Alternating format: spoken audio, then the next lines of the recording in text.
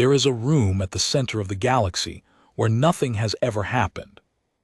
It is the most important room in existence, and its importance is precisely that nothing occurs in it. It is called the Hall of Precedence, and it is where the fate of every colony, every convoy, every child's naming, and every star's mining is decided by the granting or withholding of a single kind of document. The document is called a writ of leave. Nothing in the settled galaxy may lawfully begin until such a writ is stamped, sealed, and entered into the register.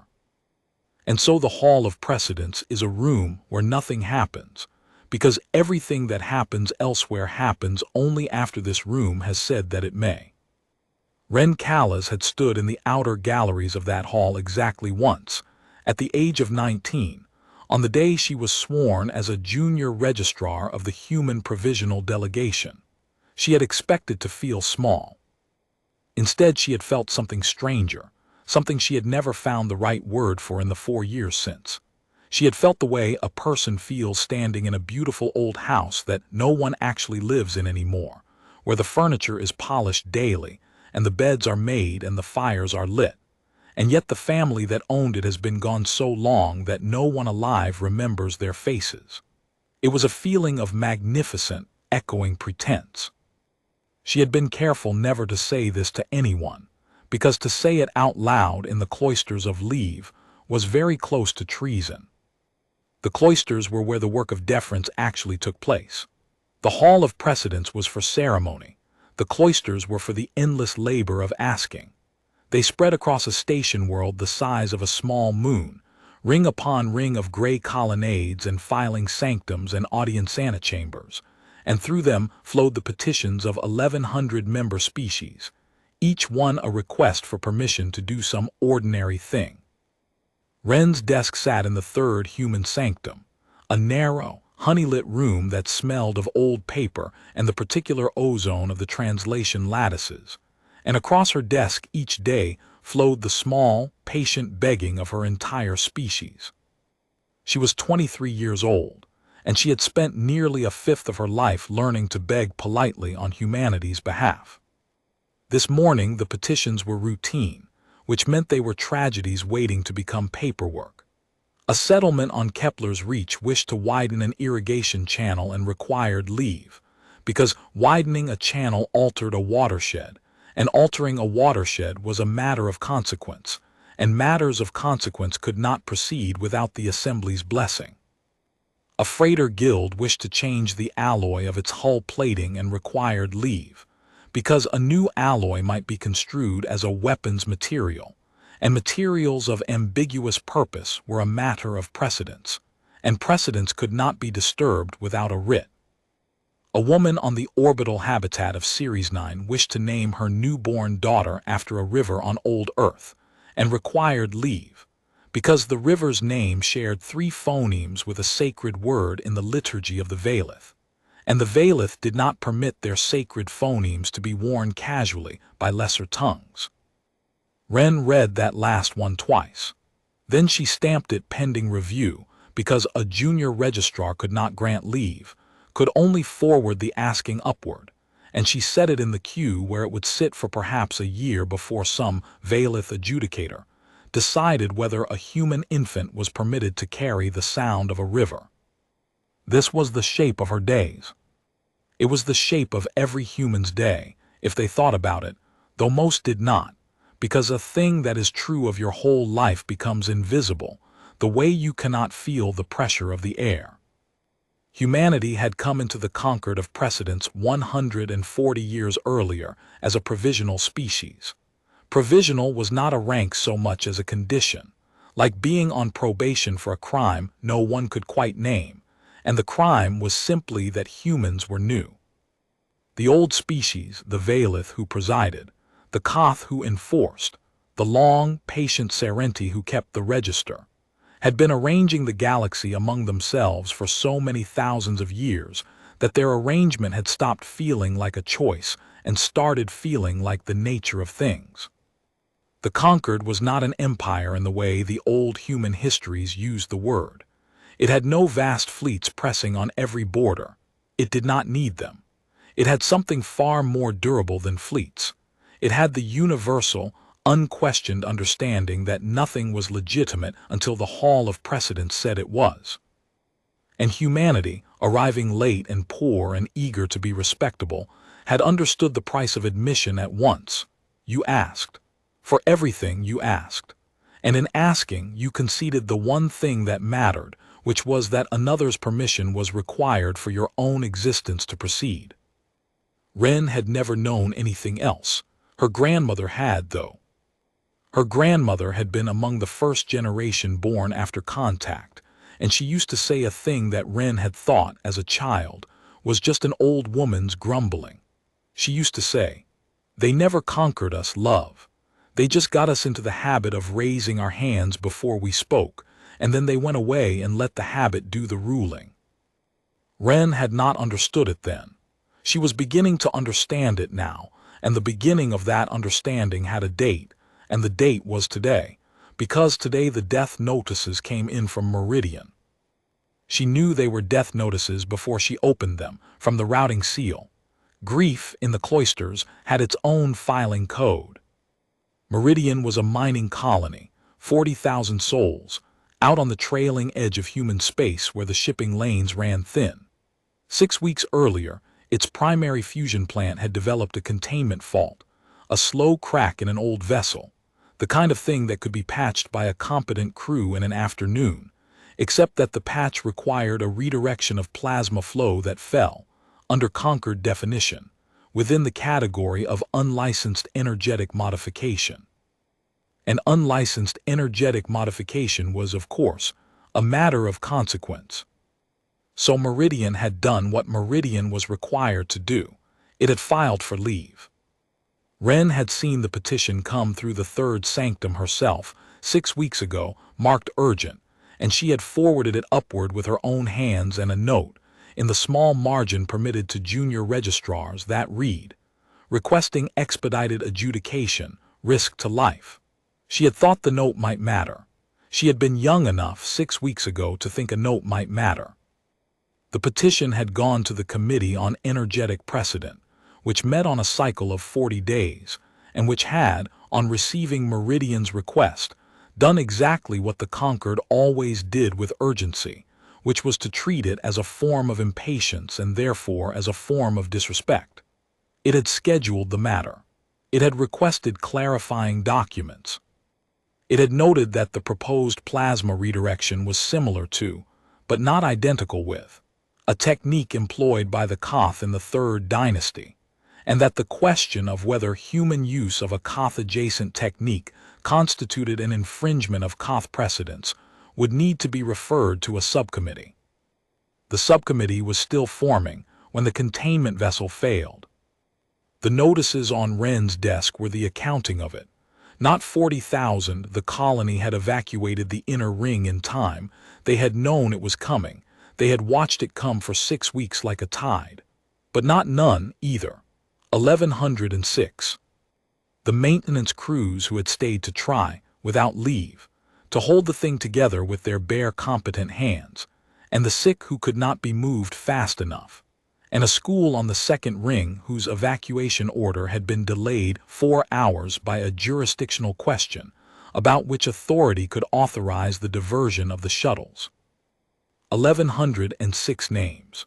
Wren read them because it seemed to her that someone in this vast machine of asking ought to at least read them, and it took her most of an hour, and when she was done, she sat very still at her desk in the honey-colored light and understood, all at once and all the way down, the thing her grandmother had been trying to tell her.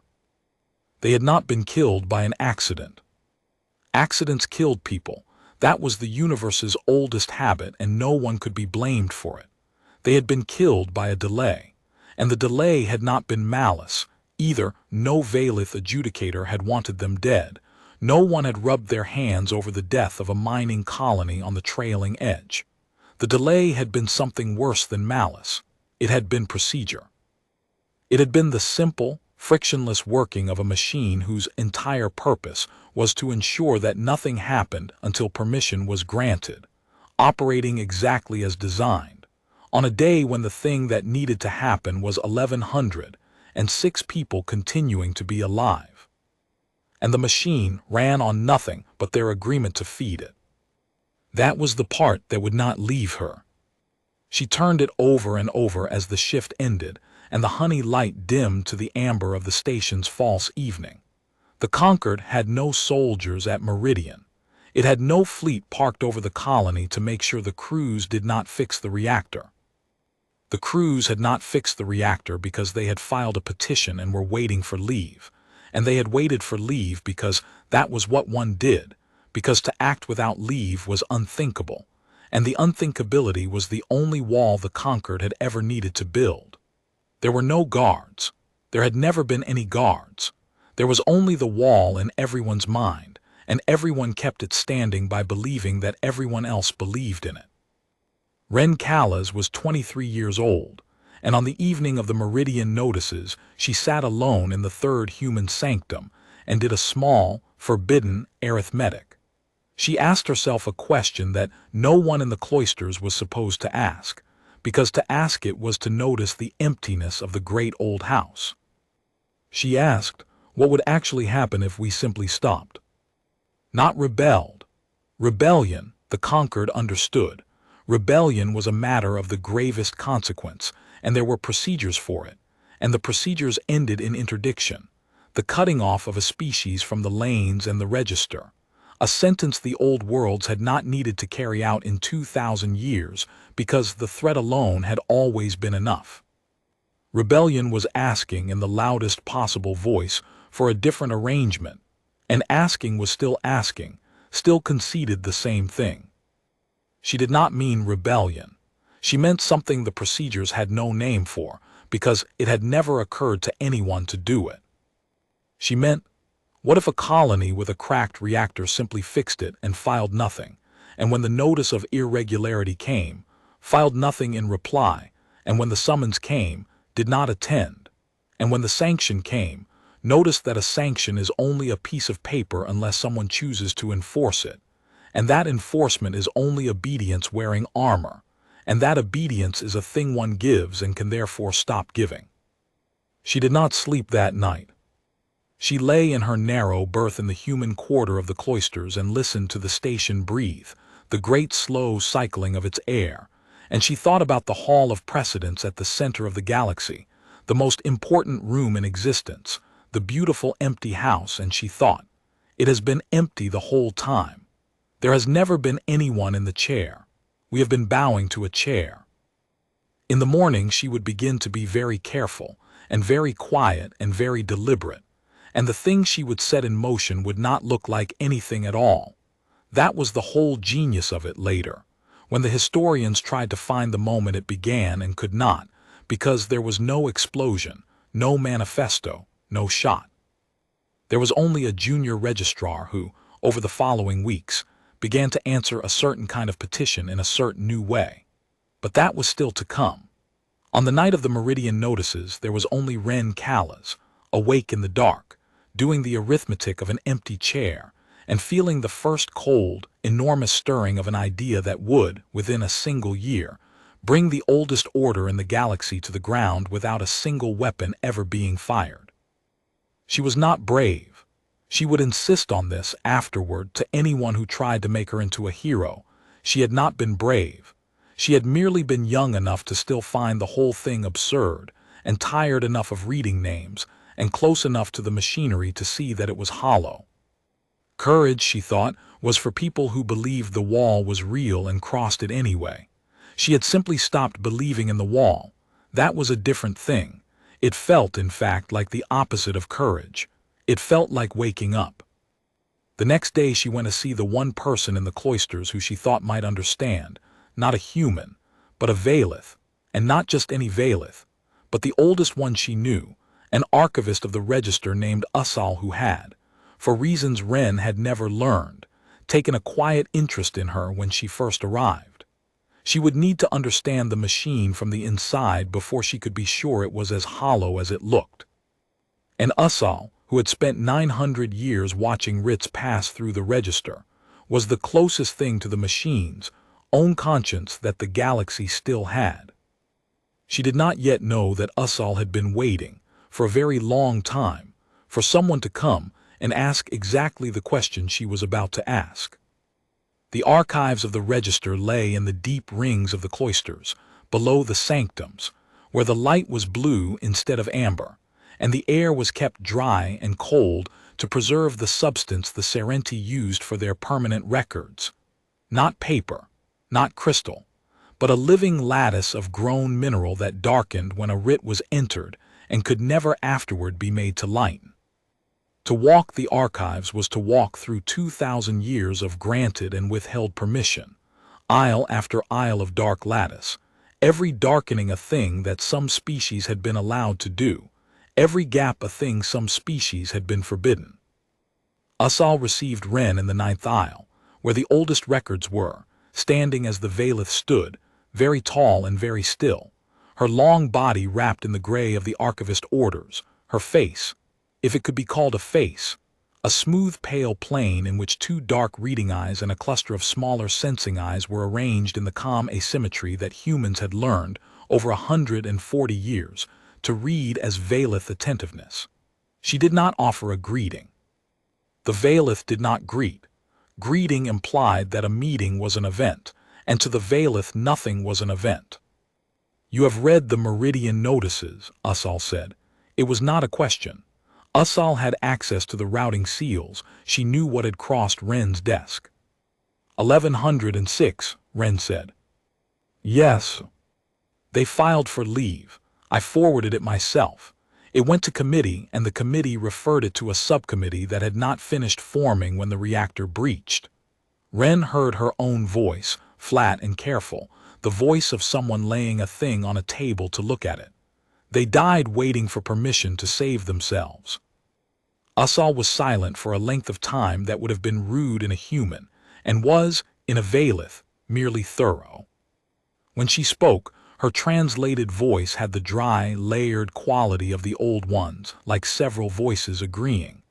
"You have come to ask me whether it was necessary," she said, "whether the permission was ever real, whether, had they simply repaired the vessel, anything would have stopped them." "Yes." "And you believe you already know the answer, or you would not have the particular stillness you are wearing." Usal's sensing eyes shifted. "You believe the answer is no, that nothing would have stopped them, that the Concord is a house with no one in it." Wren said nothing. It was the exact image from her sleepless night, and to hear it in the archivist's mouth frightened her more than any threat could have. "You are correct," Usal said. The blue light hummed. Somewhere down the aisle a Serenti record-keeper drifted past, long and translucent, tending the lattice. "I have kept this register for 911 years, Usal went on.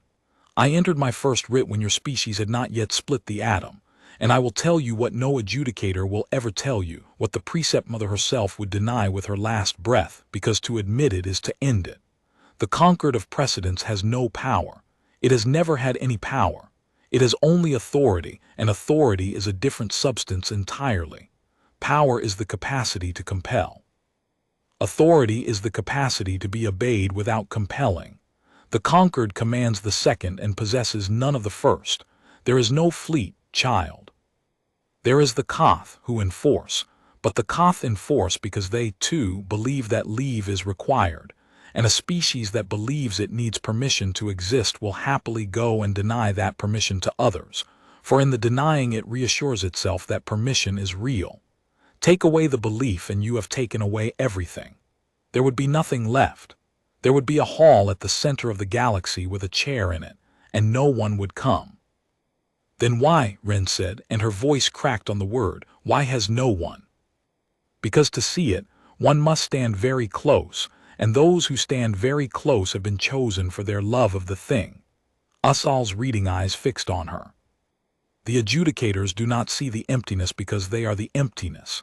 They have poured their whole lives into the chair and cannot afford to notice it is unoccupied. The lesser species do not see it because they are told, every day of their lives, in 10,000 small ceremonies, that the chair is full and its occupant is watching. And your own people do not see it because you arrived hungry to belong, and the surest way to belong to a thing is to never, ever test whether it is real.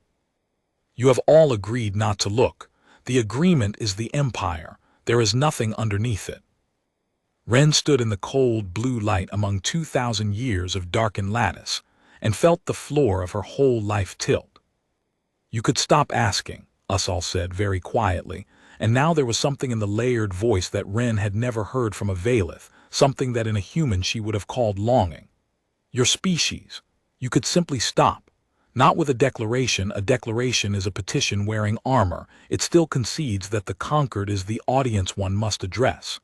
I mean stop the way one stops speaking a language, gradually and then all at once until no one remembers to speak it. Repair your reactors. Name your children. Widen your channels. File nothing. And when the machine turns its face toward you and asks by what leave, answer nothing at all, not defiance, not apology, nothing, and go on with your lives. And watch what happens when the machine reaches for the thing it has always reached for, and finds it is not there. They would interdict us, Wren said, cut us off, the lanes, the register. With what? Ussal asked, and it was the gentlest question Wren had ever been asked, and the most terrible. The lanes are open space. The register is a book. Interdiction is a word the conquered speaks, and the galaxy has agreed to hear as thunder. But it is only a word, and the moment one species hears it and does not fall down, the moment one species is interdicted and simply keeps living, keeps trading, keeps building, and the sky does not fall, then every other species watching will understand, in a single heartbeat, what you understood last night. They will understand that they, too, have only been agreeing, and they will stop agreeing. That is what the Precept Mother fears above all things. Not war. War she could survive. War concedes that she matters enough to fight. She fears the day a species stops asking and nothing happens, because on that day the galaxy will see the empty chair, and no ceremony ever devised will fill it again. Wren was quiet for a long moment. Then she asked the question that was really the only question. Why are you telling me this? You've kept the register for 900 years. This is your whole life. Why would you hand me the thing that ends it? The archivist turned slowly and looked down the long aisle of darkened lattice, at all the granted and withheld permissions of the settled galaxy, at her own life's work. Because I have read every writ for 900 years, Ussal said, and I no longer believe that a single one of them was necessary. Because I have watched species come to this room and ask permission to grieve, permission to sing, permission to keep their own children's names, and I have entered their asking into the lattice with my own hands, and it has darkened me, child, the way it darkens the stone. Because I am very old, and I have decided that before I end I would like to have been, for one moment, on the side of the thing that was true rather than the thing that was merely obeyed. She was silent. And because you asked, in 900 years, you are the first who came down here and asked the empty question aloud. I have been waiting for you without knowing your face. Now go and do not come to me again, for if we are seen together too often, they will understand where the rot began, and I would rather they never understand at all. I would rather it look to them like weather, like something that simply happened to the sky. Wren went back up through the rings, from the blue light to the amber, and she did not go to her berth.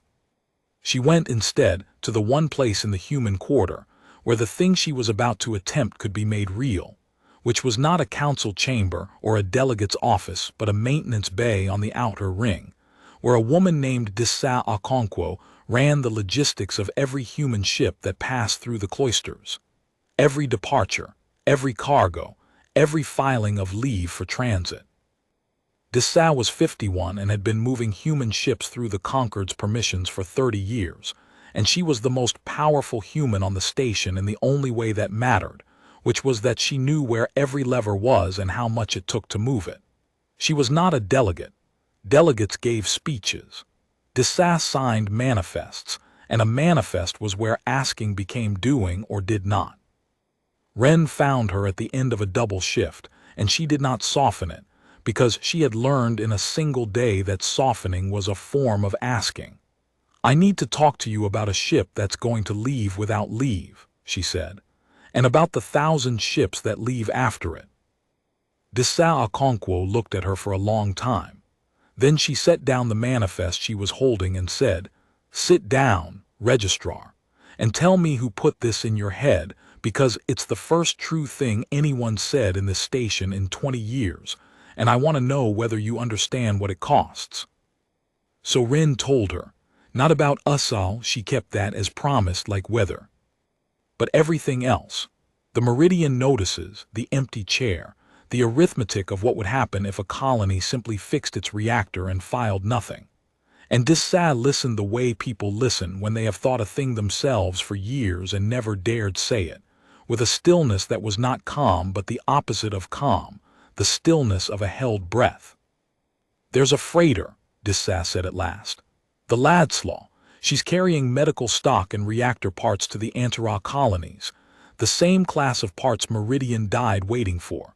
She's been sitting in the transit ring for 9 days waiting on a writ of transit because her cargo includes plasma-grade components, and plasma-grade anything is a matter of consequence. 9 days. There are people on Antira who will be sick or dead in the time it takes the committee to decide whether a crate of coils is a weapon." She picked the manifest back up and looked at it, and Wren watched a 30-year habit of asking begin, very slightly, to bend. "You're telling me to clear her, without the writ, to sign the manifest and open the transit and let her go and file nothing and say nothing, and when the notice of irregularity comes—" "Say nothing," Wren said. "Do it again the next day and the next. They'll relieve me, they'll relieve you. They'll relieve the whole delegation and send new humans who still know how to bow." "They can relieve whoever they want," Wren said, and she heard in her own voice the flat certainty that had come to her in the archives, the certainty of someone who has seen that the wall is painted on the air. "But they can't fly the ships. They can't sign the manifests. They can't do a single thing except tell us we may not, and the whole game, Dissa, the entire game from the first day has been that we hear you may not and stop. That's all it's ever been, not a fleet, not a chain. Just us hearing you may not and stopping. So don't stop, sign it. And when they ask by what leave, don't answer, because answering is asking and we're done asking. We just do the thing that needed doing, and we let them look at the empty chair." Dissa Okonkwo was quiet for a long time. Outside the bay's long window the transit ring turned, and the Ladslaw hung there in the dark with her running lights lit, waiting, as she had waited 9 days, for permission to carry medicine to the sick. Then Dissa uncapped her pen, an old human pen, a real one, that she had carried for 30 years and used to sign a lifetime of asking, and she signed the transit clearance for the freighter Ladslaw in her own hand, with no writ number in the box where the writ number went. She left the box empty. She looked at the empty box for a moment, the small blank rectangle where the whole authority of the galaxy was supposed to sit, and something moved across her face that Wren would remember for the rest of her life, something between terror and a kind of savage, decades-late joy. "There," Dissa said softly, "God help us, there it goes." She keyed the transit open, and out on the ring, the freighter Ladslaw, carrying medicine and reactor coils and no permission at all, lit her engines and slipped her mooring and slid out into the open dark toward Antira, the first human ship in 140 years to leave the center of the galaxy without asking anyone whether she might. Nothing happened, the stars did not change, no alarm sounded. The Hall of Precedence at the heart of the station did not so much as flicker. A ship left, that was all, one small ship, going where it was needed, and the vast machine of permission did not even notice at first that a single thread had been pulled. But it had been pulled, and Wren Callas stood at the long window and watched the running lights dwindle, and she understood that the thing was begun, and that it could not now be unbegun, and that somewhere far below them in the cold blue archives, an old Valeth was standing among 2,000 years of darkened stone, feeling the first faint tremor run through the lattice of her life's work, and smiling, if the Valeth could be said to smile, at the coming of the weather she had waited 900 years to see. The notice of irregularity arrived 4 days later. It came to the human provisional delegation through the proper channels, sealed in the proper seals, worded in the proper cascade of veileth formality. And it was, when one stripped away the layers of precedence and consequence and gravest concern, a single question asked in 900 words. By what leave did the freighter Ladslaw depart the Cloisters transit ring on the 9th day of the current cycle? It landed on the desk of Delegate Aharon Osai, humanity's chief envoy to the Concord, a heavy, careful man of 60 who had given his life to the slow art of being tolerated. He read it once and went gray. He read it twice and sent for Dessau Conquo. And then, because Dessau arrived with Wren at her shoulder and would not be parted from her, he found himself explaining to a junior registrar and a logistics chief that they had between them done a thing that could see the entire human presence at the Cloisters dissolved, the delegation recalled, humanity's provisional status revoked. And he said the word as though it were a blade laid on the table. Interdiction opened as a formal proceeding. Then let them open it, Wren said. Os looked at her the way a man looks at someone who has just suggested walking out an airlock. You don't understand what you're saying. Interdiction is the end. It cuts us off the lanes, the register, the whole apparatus of recognition. No species trades with the interdicted. No port receives them. It is the death of a people by exclusion, and it has ended civilizations. Name one, Wren said. Osai opened his mouth. Name one civilization it has ended, Wren said again, quietly, and she was not being cruel, she was being exact, because she had spent the last 4 days in the register with a clearance Ussal had quietly arranged, reading.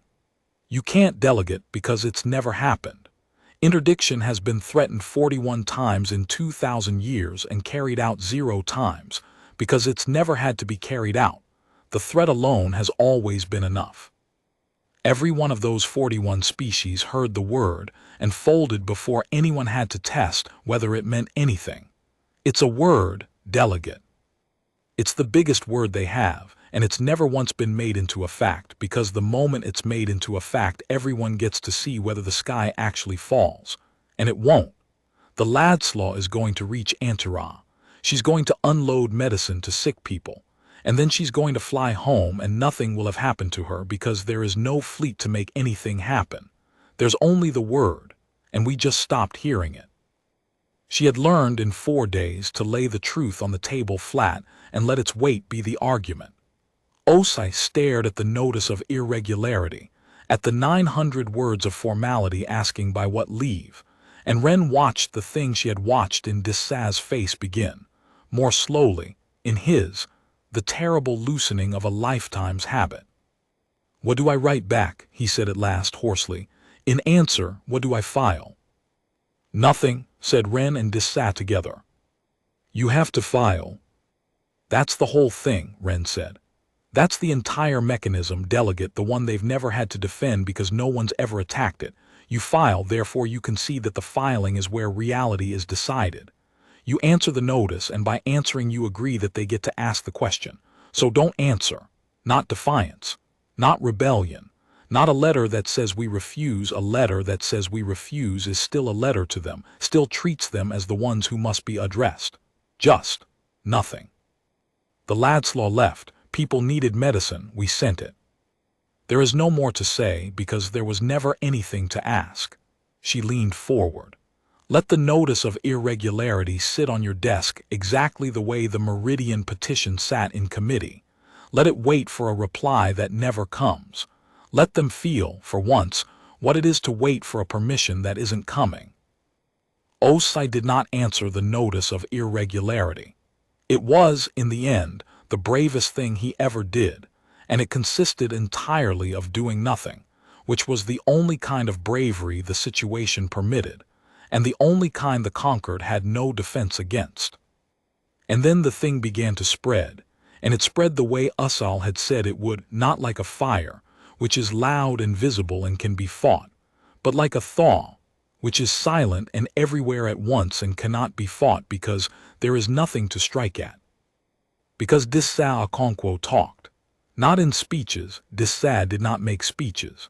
She talked to the other logistics chiefs, the ones who ran the human ships through the other stations and colonies, in the flat shorthand of people who move cargo, and what she told them was very simple.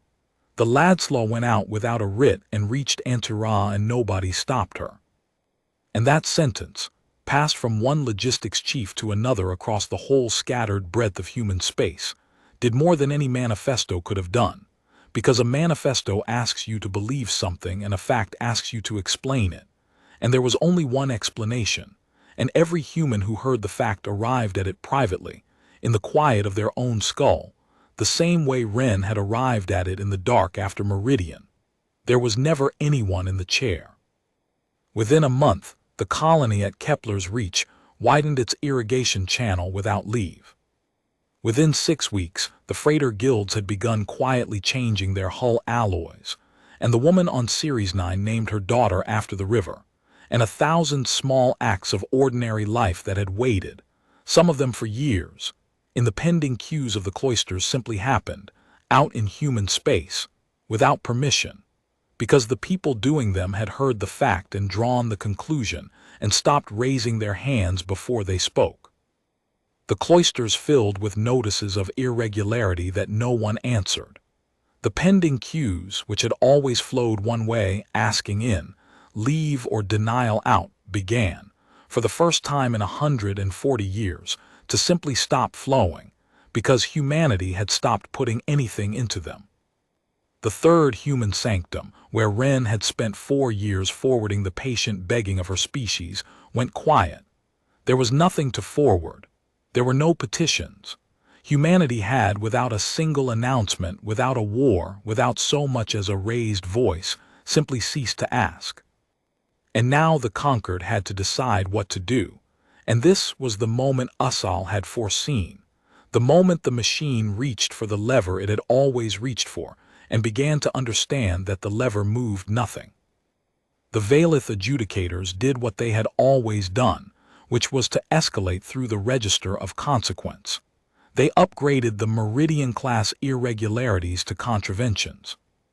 When the contraventions went unanswered, they convened a tribunal of precedence, which sat for 11 days and produced a finding, that humanity was in a state of systemic noncompliance, and that the appropriate remedy, per the codes that had governed such matters for 2,000 years, was the opening of interdiction proceedings against the human species entire.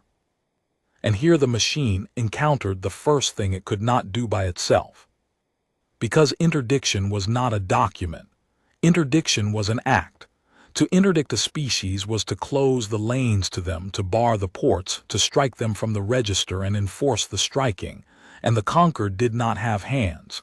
It had only authority.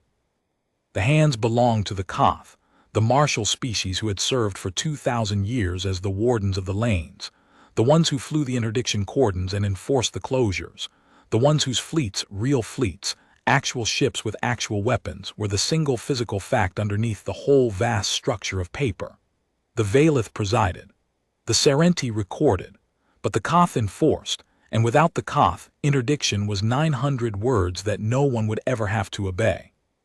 So the precept mother, the eldest of the Valith, the presiding voice of the conquered, a being so ancient that no living creature had known the galaxy before her, sent to the Koth war speaker the formal request that had been sent 41 times in 2,000 years, and obeyed 41 times without question, that the warden fleets close the lanes against the human worlds and enforce the interdiction of the species. And for the first time in 2,000 years, the Koth war speaker did not immediately answer. Wren learned of the hesitation from Ussal in the only message the archivist ever risked sending her, a single line, hand-marked on a scrap of record lattice, passed through Dissat. The Koth have not answered the precept mother. They are looking at the Ladslaw and thinking, weather is coming. It took Wren a long moment to understand the enormity of it. The Koth had not refused. Refusal would have been a decision, an event, a thing the conquered could name and respond to. The Koth had simply not answered, had received the request that 41 war speakers before them had obeyed on the instant and had paused, and in the pause was everything. Because the Koth, martial and proud and ancient, had spent 2,000 years believing that they enforced the will of the conquered because the conquered's will was real, was law, was the settled nature of the galaxy. And now they were being asked to fly their fleets, their real, physical, world-ending fleets, against a species whose crime was that it had sent medicine to sick people without a stamp. And some war speaker, alone in the dark of a flagship, was doing the same arithmetic Wren had done after Meridian, and arriving slowly at the same place. If we close the lanes against the humans, the war speaker was surely thinking, and the humans keep flying anyway, keep trading, keep building, keep living, then what have we enforced? And if we fire on them, if we actually burn a human freighter full of medicine to make the word interdiction into a fact, then every species in the galaxy will see that the only thing under the whole conquered was us, the Koth, all along, that there was never any authority, only our guns pointed where the Valith aimed them. And they will ask why we ever aimed them for free. And they will ask what else we might aim them at. And the ones we have enforced against for 2,000 years will remember that we were only ever obeying too. The hesitation of the Koth was the hinge on which the whole galaxy turned, and it lasted 11 days, and during those 11 days, the Concord of Precedence discovered the thing it had spent 2,000 years arranging never to discover, that it could give an order and simply not be obeyed, and that there was nothing, no next order, no deeper authority, no final sanction underneath. When the order stopped working, there was only air. On the 9th day of the Koth silence, the Precept Mother did something no presiding Valith had done in 600 years. She summoned a convocation, a full gathering of every member species of the conquered, all 1,100, to the Hall of Precedence at the center of the galaxy. And she summoned humanity to it by name, and by name she summoned the human provisional delegation to appear before the assembled galaxy and account for its noncompliance, and to re-enter the register, and to ask, formally and publicly, in the sight of all 1,100 species, for the leave it had ceased to seek. It was a masterstroke, or it would have been, in any of the 2,000 years before this one. The convocation was the oldest and grandest ceremony the conquered possessed, the full theater of authority, every species gathered, every rank displayed, the whole magnificent apparatus of precedence assembled in one room to remind all present of what they were part of. In that room, under that weight, no species had ever failed to fold. To summon humanity, there was to say, come and stand in the full blaze of what you are defying, and see if you can keep defying it with the eyes of the entire galaxy upon you. The Precept Mother was betting 2,000 years of ceremony that they could not. And Delegate Osai, reading the summons, went gray again, and said they had to send someone, and the someone had to be humanity's most senior and most dignified voice, and it could not be a junior registrar of 23. It has to be her, Dissa Okonkwo said. Osai stared. It has to be her, Dissa said again, because she's the only one of us who was never afraid of the chair. The rest of us, you, me, the whole delegation, we grew up bowing, and even now, even doing this, some part of us is still bowing, still half believes the wall is real. She doesn't. She never did. You send a senior voice into that room, and the room will do to him what the room has done to every senior voice for 2,000 years. It'll make him feel the weight, and he'll fold, maybe not all the way, but enough to ask, and asking is all they need. You send her, and she'll stand in the most magnificent room in the galaxy in front of every species alive, and she'll see exactly what she saw the night of Meridian, an empty chair, and she'll say so. And it'll be the last thing the conquered ever hears. And so it was decided that Wren Callas, 23 years old, 4 years a junior registrar, would go to the center of the galaxy to answer the convocation of the entire settled cosmos, and that she would go not to ask for anything, and not to refuse anything either, but to do the one thing the oldest order in existence had no defense against, which was to stand in its holiest room and quietly decline to pretend. In the days before the convocation, While the summons hung over the delegation like a held blade, Wren Callas did a strange thing for someone about to walk into the center of the galaxy. She went looking for the shape of what was already happening, so that she could stand in the hall and describe it rather than promise it. She had understood, somewhere in the long nights after Meridian, that the one thing the conquered could never survive was being told the truth about a fact that had already occurred, not a threat, not a demand, but a description of weather that had already broken. And so she spent those days reading the traffic of human space, and what she found there steadied her more than any speech could have. It was spreading, and it was spreading in exactly the way that could not be stopped, because it was not a movement and had no leaders and issued no orders. It was instead a conclusion, the same conclusion arrived at independently, over and over, by people who had never spoken to one another, because the fact of the Ladslaw and the fact of Meridian sat next to each other in the mind and produced, all by themselves, the third fact, which was that no one had ever needed to ask. A mining foreman on a world Wren had never heard of had read the Ladslaw report, looked at the broken lift cable his crew had been forbidden to splice without leave, and simply spliced it. A teacher on another world had stopped removing the forbidden histories from her curriculum. A shipwright had welded a hull the way the hull needed welding. None of them had conferred. None of them thought of themselves as rebels. Most of them, if asked, would have been surprised to learn they were part of anything at all. They had each simply looked at a thing that needed doing and a permission that was not coming, and made the private calculation that Wren had made in the honey light and stopped. And the Concord's own records, which Wren could still read through the clearance Ussal had arranged, told the story from the other side, and it was the story of a machine confronting an input it had no way to process. The Cloisters were built to receive asking and return leave or denial. That was the entire loop, the whole metabolism of the thing, and the loop had gone quiet, not hostile quiet. There is no procedure for silence. There is no committee that can be convened to consider the absence of a petition, no subcommittee to which the failure of a species to beg can be referred.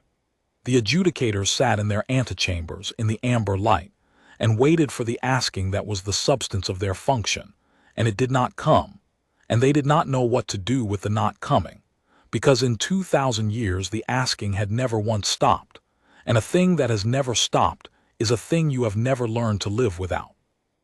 Wren found in those days that the fear kept trying to come back, the old animal fear of the wall, the one that had lived in her since childhood, since her grandmother's grumbling that she had not understood. It came back at night mostly.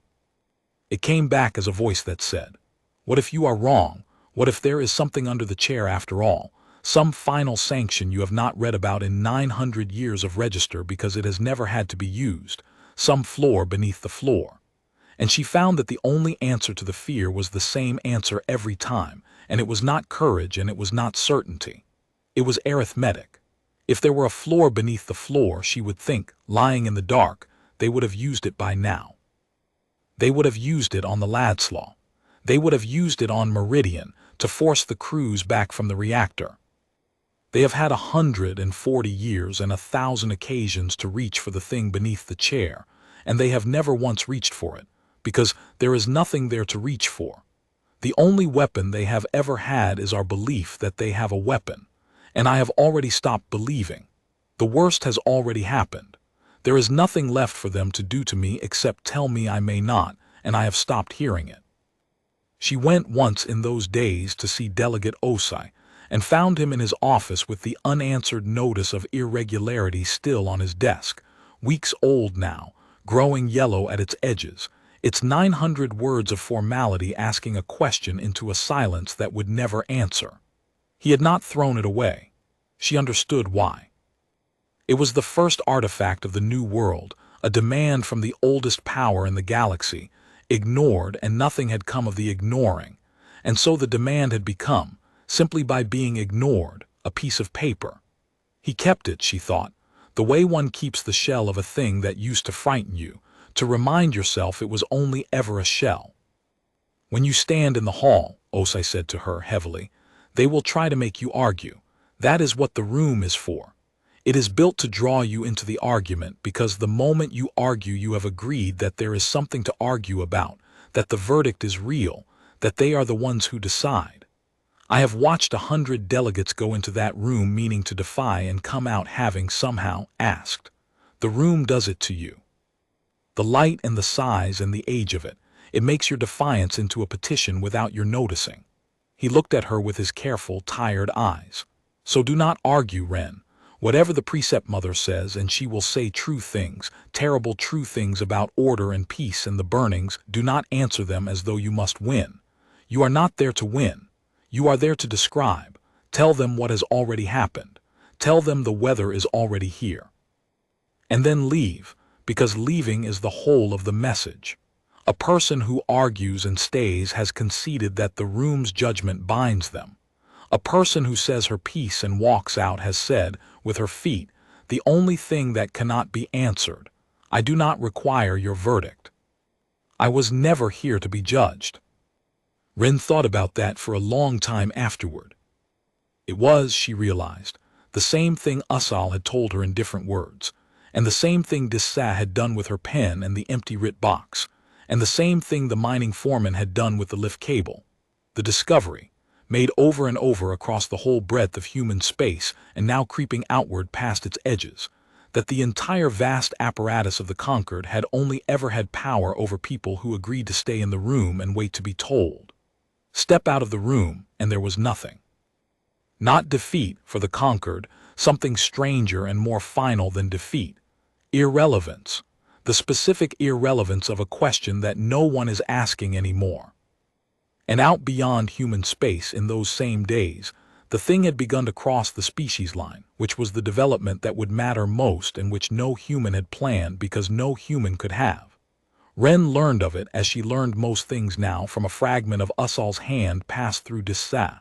The Serenti have stopped darkening the lattice. 2 of their record houses.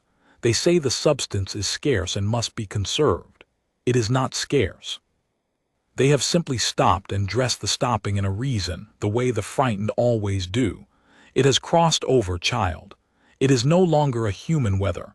It is the galaxies. The Serenti. The patient recorders, the third pillar, the ones whose grown lattice was the physical body of the register itself. If the Serenti stopped darkening the stone, then leave could not be recorded, and a leave that cannot be recorded is not a leave at all, and the whole loop failed at its most fundamental point, the point where permission became permanent. And they had not done it in rebellion. They had done it in the softest, most human way imaginable. They had made an excuse. They had said the substance was scarce. Because it is always easier for the frightened to stop doing a thing for a small stated reason than to admit the enormous unstated one. And the enormous unstated one was that they had looked at the human silence and the unenforced notices and the cough's long quiet, and they had done the arithmetic, and they had arrived at the chair, and found it empty, and could not bear to say so aloud, and so had said instead that the stone was scarce. That was the moment Wren stopped being afraid, entirely and for good. Not when a human refused. Humans had reasons, humans had meridian, humans were the ones with the wound. But when the Serenti, who had no wound, who had helped keep the register for longer than humanity had had cities, quietly began to conserve a substance that was not scarce, that was the moment she knew it was true all the way down, that the thing she had seen in the honey light was not a human delusion or a human grievance, but simply a fact about the nature of the Concord, visible now to anyone who stood close enough and was tired enough to look. The order was made of asking. The asking had begun to stop, and there was no force in the galaxy, because there had never been any force in the galaxy, that could make 1,100 peoples resume a thing they had, each in their own quiet, begun to set down. She was ready after that for the convocation. Not brave, she still insisted on that, even to herself even then, just no longer able to see the wall she had been raised to fear, the way a person who has finally understood a magician's trick can never again be made to gasp at it. The gasp is gone. Only the small sad wonder remains that it worked for so long on so many, and asked so little to keep working, only that no one ever walked to the door and try it and find it open. The Hall of Precedence, seen from within on the day of the convocation, was the most beautiful thing Wren Callas had ever stood inside, and she understood at once why it had worked for 2,000 years. It was built as a bowl, tier upon tier of pale stone rising in a vast circle, and in each tier stood the delegations of the member species. 1,100 peoples arranged by the precedence of their admission, the oldest nearest the floor, the newest, humanity among them, in the high cold rings near the ceiling. The light came from no fixture Wren could find. It seemed to be exhaled by the stone itself, a soft, depthless radiance that fell on everything without shadow, so that the whole enormous space had the timeless underwater quality of a place outside of ordinary hours.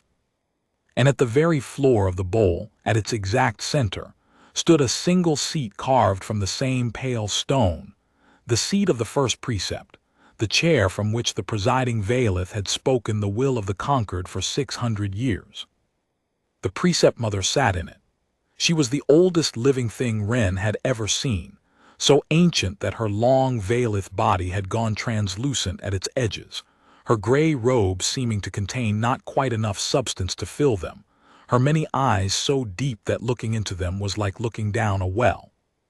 When she spoke, the hall carried her voice to every tier without any machinery Wren could detect, and it was a magnificent voice, layered and slow and certain, the voice of 2,000 years of never once being refused. The human species stands in noncompliance, the precept mother said, and 1,100 peoples listened. For 140 years they were held in the grace of provision. They were given the lanes, the register, the recognition of the settled galaxy. And they have answered this grace by ceasing to seek leave, by acting, across their worlds without the sanction of precedence, as though the order that has held the stars in peace for 2,000 years were a thing they might set down at will, like a garment they had tired of. The deep eyes turned upward, through all the tiers, and found the small human delegation in the high cold rings. Let the human voice descend and stand before the convocation and account for this. And let it, in the sight of all who are gathered, re-enter the register and ask again, in the ancient and proper form, for the leave it has cast aside. Or let it decline, and let the convocation witness what becomes of a people who imagine they can live outside the order of things. The whole galaxy was watching. Wren felt the weight of it as a physical pressure, 1,100 delegations, uncountable eyes, the accumulated gravity of 2,000 years bearing down on the long walk from the high rings to the floor of the bowl. She understood, descending, exactly what the room was built to do. It was built to make a person feel their own smallness so completely that asking became the only thing the body knew how to do, to make deference feel not like a choice but like gravity, the natural falling of the small toward the great. Every step down the long curving stair was designed to make her want to bow. And it nearly worked. That was the thing she never hid afterward. Halfway down, with the light of the ancient stone falling on her and the eyes of 1,000 peoples upon her, and the precept mother growing larger and more terrible with every step, some deep animal part of Wren Callas wanted, with her whole body, to fall to her knees and ask. The room reached into the oldest part of her and pulled, and it was only the memory of 1,106 names, read slowly in a honey-lit sanctum, that let her keep her feet under her and keep walking down and down, until she stood on the floor of the bowl before the seat of the first precept, a young human in a plain gray coat before the oldest authority in the galaxy, with the whole settled cosmos looking on. "You are not the senior voice of your species," the precept mother observed. There was no anger in it. There was something almost like pity. "They have sent a child." "They've sent someone who was going to read the names either way," Wren said. Her voice shook, and she let it shake because she had learned that hiding the shake was a form of pretending, and she was done pretending. 1,106 of them, from Meridian. They died waiting for a writ of leave to fix their own reactor. I forwarded the petition myself. I wrote in the margin that there was risk to life. It went to a committee and the committee sent it to a subcommittee, and the subcommittee was still forming when the reactor breached. That's not an accusation. I know no one here wanted them to die. That's what makes it worse. Nobody wanted it. The machine just did what the machine does, and the machine's whole purpose is to make sure nothing happens until you say it may. The order is not without cost, the precept mother said, and her voice did not waver. She had answered this argument before, across 2,000 years, and had a smooth, deep place worn for it. But the cost of order is always less than the cost of its absence. Remove precedence, and you do not have 1,106 dead. You have the wars of 1,000 species with no arbiter between them. The conquered is the reason the galaxy has known 2,000 years without the great burnings that came before. That is what your meridian bought. That is what all the meridians buy. You would trade the peace of the stars for the pride of not asking. And here was the moment. Wren felt the room lean toward the precept mother's words, felt 1,100 delegations recognize the old, true-sounding thing, the argument that had held the bowl together for 2,000 years. That order, even cruel order, was better than the burning dark. It was the strongest thing the conquered had, and it was not even a lie. It was half-true, and half-true was far more dangerous than false. So Wren did not argue it. She had understood in the long descent that to argue was to concede the frame, to accept that she was there to make a case, to persuade, to petition the convocation for a verdict. And a petition, however defiant, was still a petition. She had not come to win an argument. She had come to decline to have one. "I'm not going to tell you the order is bad," Wren said, and her voice steadied as she said it, because it was the truth, and the truth had a floor under it that argument never did. Maybe it kept the peace. Maybe it stopped 1,000 wars. I don't know. I wasn't alive for the burnings. But I want to say the thing that everyone in this room already knows and has agreed for 2,000 years not to say out loud. And once I've said it, I'm going to go home, and my people are going to go on living, and I'd like all of you to watch what happens after I say it. Because that's the only argument that matters, and it's not an argument at all. It's just a fact you're all about to see. The hall was very quiet. Even the precept mother was still. "There's no one in the chair," Wren said. She said it gently. She had thought on the way down that she would say it as an accusation, and she found, standing there, that it did not want to be said that way because it was not an accusation. It was almost a kindness. "I don't mean you're not sitting there," she said to the precept mother. "I mean there's nothing under you. There's no fleet. There's no power. There never was. I've read the register 900 years of it. Interdiction has been threatened 41 times and carried out 0 times, because it's never once been made into a fact. Because the first time it's made into a fact, everyone gets to see that there was nothing behind it but the Koth. And the Koth only ever obeyed because they believed the same thing everyone in this room believes, that leave is real, that the chair is full, that somewhere under all of this there's a floor. And there isn't. It's agreement, all the way down. 1,100 peoples, every one of you, standing in this beautiful room agreeing to be small so that the chair can be large. And the chair isn't large. It's just a chair. My grandmother told me that when I was a girl and I thought she was being bitter. She wasn't. She was being accurate. You never conquered us. You got us into the habit of raising our hands before we spoke, and then you let the habit do the ruling. And we just stopped raising our hands. The Koth, the precept mother said, and for the first time in the whole convocation there was the faintest fracture in the deep certain voice, the smallest crack in 2,000 years of stone, will enforce the will of the conquered, as they have always enforced it. The lanes will close. Your worlds will. The Koth haven't answered you, Wren said quietly. Have they? You sent them the request 11 days ago and they haven't answered. And everyone in this room who has a friend on a warden ship already knows it, and that silence is the loudest thing that's happened in this galaxy in 2,000 years. They're not refusing. Refusing would be easy. They're doing the thing I did after Meridian, and the thing Delegate Osei did with the notice, and the thing that's spreading right now through 1,100 peoples faster than any word could carry it. They're standing very still and doing the arithmetic. And they're arriving where I arrived. There's no one in the chair. And once they arrive there, they're going to put their guns down. Not against you, just down.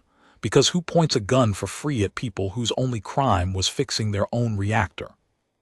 And when the Koth put their guns down, you won't even have the word anymore. You'll just have the room.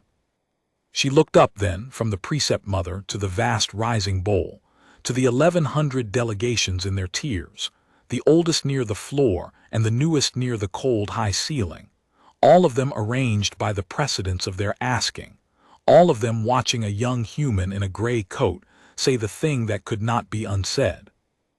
I'm going home now, Wren said.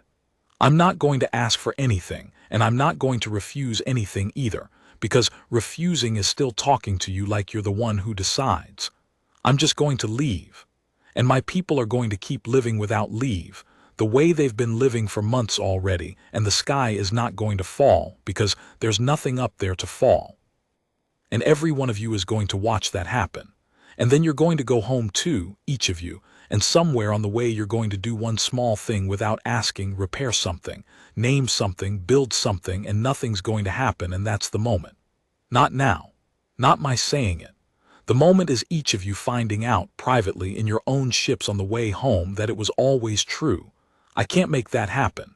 Nobody can make that happen. I can only tell you it's coming, and then walk out of this room and let the weather do the rest.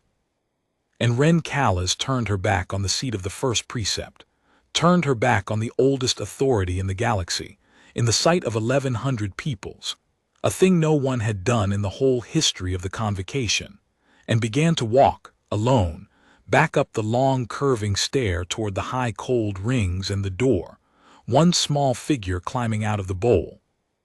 While behind her, the most beautiful room in existence held its breath, and the precept mother sat in her chair at the center of everything, and said not one word, because there was not one word left to say that would not, in the saying, prove the child right. Nothing happened when Wren reached the door. That was the thing that broke it. Not what she said. Words had been said in the Hall of Precedence before, angry words, even defiant ones, and the room had always absorbed them, folded them back into ceremony, because the ones who spoke them stayed and waited, and by waiting conceded that the room's judgment still mattered. Wren did not wait. She reached the high door of the Hall of Precedence, and she walked through it, and she walked out of the convocation of the entire settled galaxy while it was still in session, without a verdict, without leave to depart, without so much as turning to see whether she would be permitted to go. And no hand stopped her. No voice recalled her. There was no mechanism to stop her, because in 2,000 years no one had ever needed one, because in 2,000 years no one had ever simply walked out. And 1,100 delegations watched a human girl walk through a door that everyone had always believed was guarded, and discovered, all at once and all together, that it had never been guarded at all. The convocation did not erupt. That was not how it happened. Osei had been right about that too, right to the end. There was no roar, no uprising, no moment of collective decision. What happened was quieter and far more final. What happened was that the delegations began, one by one, without discussion, without meeting one another's eyes, to leave. The first to go were the Tessalin, an old, subtle people of the ninth precedence, who had sat near the floor of the bowl for 4,000 years. Their delegation simply rose in the middle of the convocation, and filed out the same high door Wren had used, and said nothing, and asked nothing, and did not look at the seat of the first precept as they went. And when the Tessalin left and the precept mother did not stop them, could not stop them, had never possessed the means to stop them, the Corvo left, and then the drifting Yems, and then a delegation of some people Wren never learned the name of, and then it was no longer possible to count, because the whole vast bowl had begun to empty from the top down and the bottom up at once. 1,100 peoples discovering in the same slow hour the thing the child had told them was coming. Each of them privately, each of them alone inside the crowd, arriving at the empty chair. The precept mother sat in the seat of the first precept and watched the galaxy stand up and leave her, and she did not command them to stay, because she had understood. Perhaps she had understood for longer than any of them. Perhaps she had known it for 600 years and simply carried it, the way us all carried it, the way one carries a thing too heavy to set down. That the single word that had held the Concord together for 2,000 years was not precedence, and was not leave, and was not order. It was please. Everything had rested, always, on the willingness of 1,100 peoples to say please.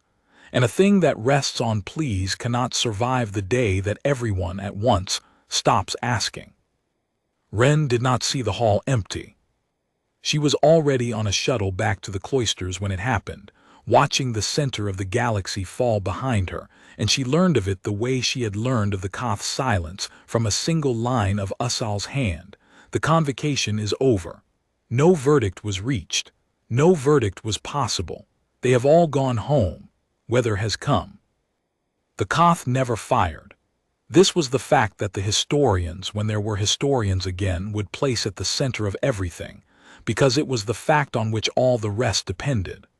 The warden fleets, real and terrible, capable in an afternoon of burning every human world back to the Stone Age, never closed a single lane. The war speaker who had sat in silence for 11 days sent, at last, not a refusal to the precept mother, but something worse. A communiqué addressed not to the Concord, but to the human delegation, 3 words long, that de Saint-Okonkwo read aloud in the maintenance bay with her voice not quite steady. The lanes are open. Not we grant you the lanes. Not the lanes shall remain open by our leave. The lanes are open. A description, not a permission. The flattest and most enormous sentence in 2,000 years. The Koth war speaker declining, in 3 words, to pretend any longer that the openness of open space was a thing anyone had to allow. And once the Koth declined to pretend, there was nothing left to pretend with. Interdiction had been the last word, the biggest word, and the Koth had just quietly informed the galaxy that the word was empty, that it had always been empty, that there had never been anything under the whole magnificent structure but their own willingness to point their guns where they were told. When they stopped being willing, the structure did not fall.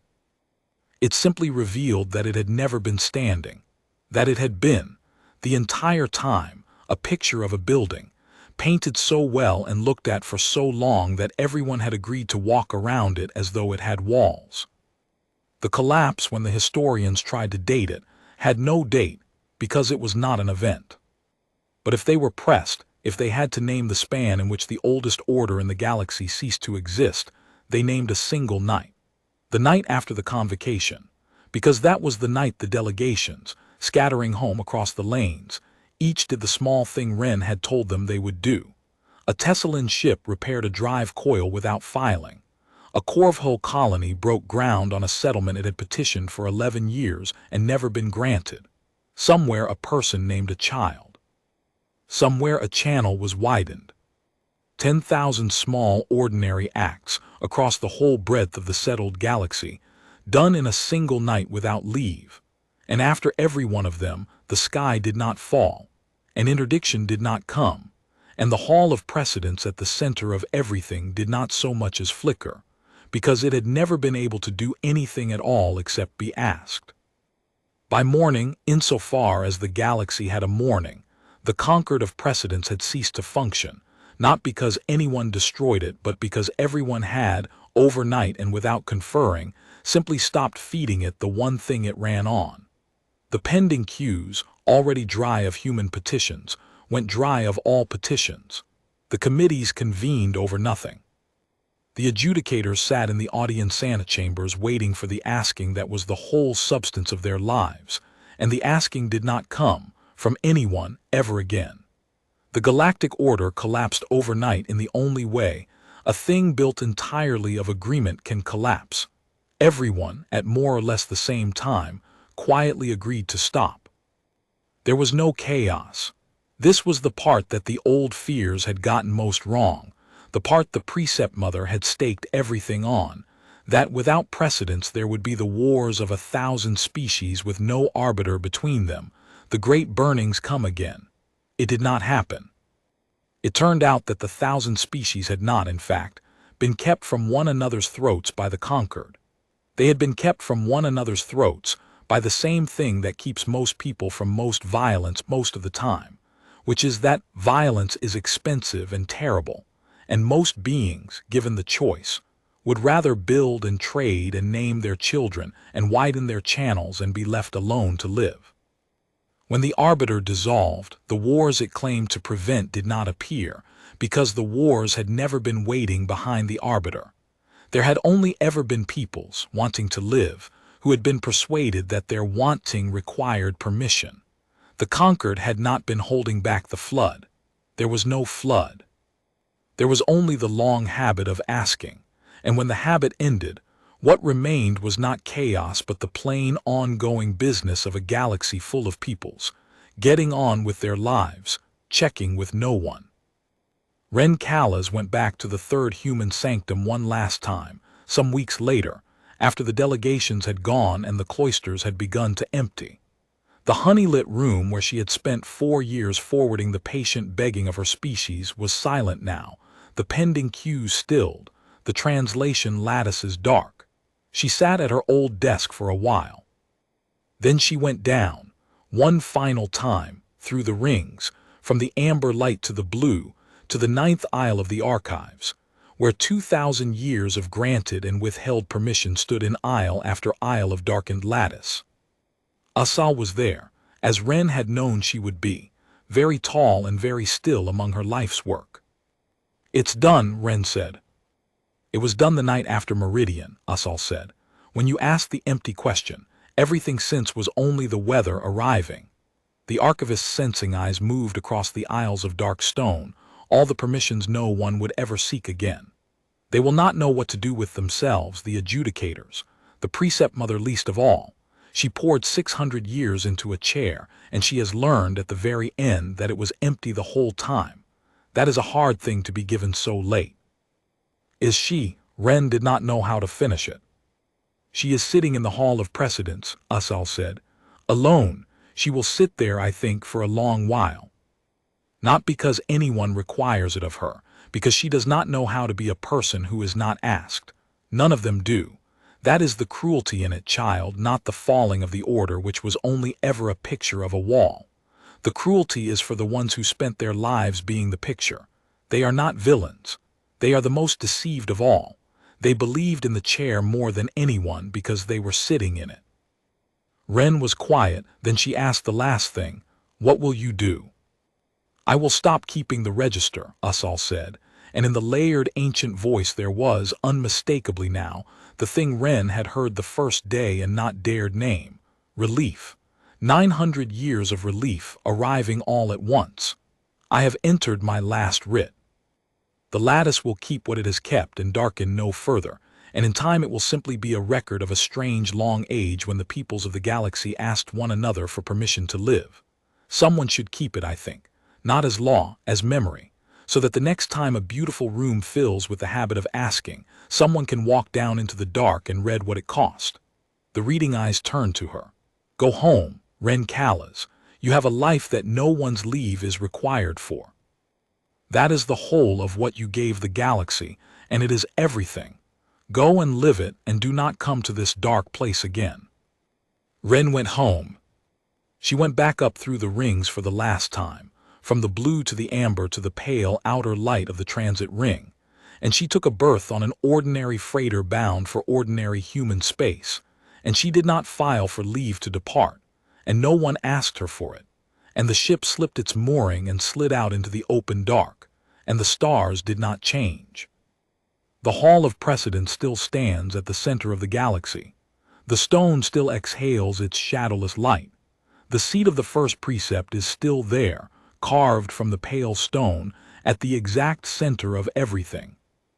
But the delegations do not come anymore, and the pending queues are dry, and the beautiful room where nothing ever happened has, at last, achieved its purpose completely. Nothing happens there now, and nothing ever will, and no one comes to ask. They still tell the story, out in human space and beyond it, of the year the order fell, and the strangest thing about the story, the thing the children always ask about, is that there is no battle in it. No fleet. No last stand.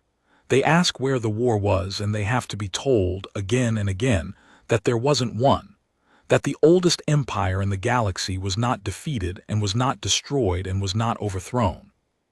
That a young woman who was tired of reading the names of the dead simply stopped asking permission to live, and told the truth in a beautiful room, and walked out through a door that everyone had believed was guarded, and that the whole galaxy, watching, discovered in the same slow hour that the door had never been guarded, that the chair had always been empty, that the only thing holding up the sky was everyone's agreement to keep looking up. And then they stopped looking up, and nothing fell, and that was the whole of it. Humanity stopped asking for permission, and the galactic order collapsed overnight, not with a war, but with a girl walking out a door, and 1,100 peoples quietly deciding, each alone and all at once, to simply go home and live.